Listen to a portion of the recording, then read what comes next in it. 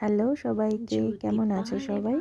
Welcome to Kaushiki's kitchen and ক্রিয়েশনে। তো আজকের ইনগ্রিডিয়েন্টস দেখে বুঝেই গেছো কী হতে চলেছে। একদম সিম্পল গুড়ের পায়েস হতে চলেছে। তো এদিকে আমি দুধটাকে ফুটতে বসিয়ে দিয়েছিলাম। তো একবার ফুটে ওঠার পরেই কিন্তু আমরা চালটা দিয়ে দেবো। এখানে আমি 1 লিটার দুধ নিয়েছি, তাতে 100 গ্রাম চাল দেবো।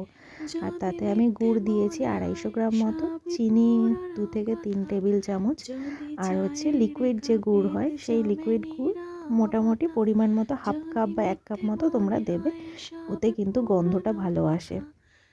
আর চাল দেওয়ার পরে কিন্তু কন্টিনিউয়াসলি নাড়তে থাকবে, নয়তো কিন্তু নিচে লেগে যাওয়ার ভয় থাকে।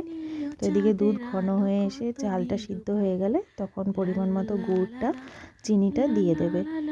লিকুইড যে গুড়টা দেবে ওটা সবার লাস্টে দেবে, নয়তো কিন্তু দুধ কেটে যাওয়ার একটা ভয় থাকে।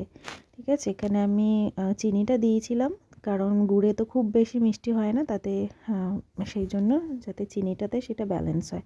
আর 1 চিমটে কিন্তু নুন দিয়ে দেবে অবশ্যই, তাহলে মিষ্টিটা আরও বেশি এনহ্যান্স হয়।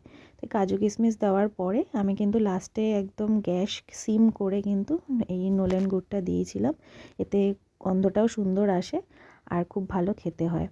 তো এই দেখো গুড়ের পায়েস রেডি, একদম সিম্পল। টাইমটা একটু বেশি লাগে কিন্তু সিম্পল রেসিপি একদম।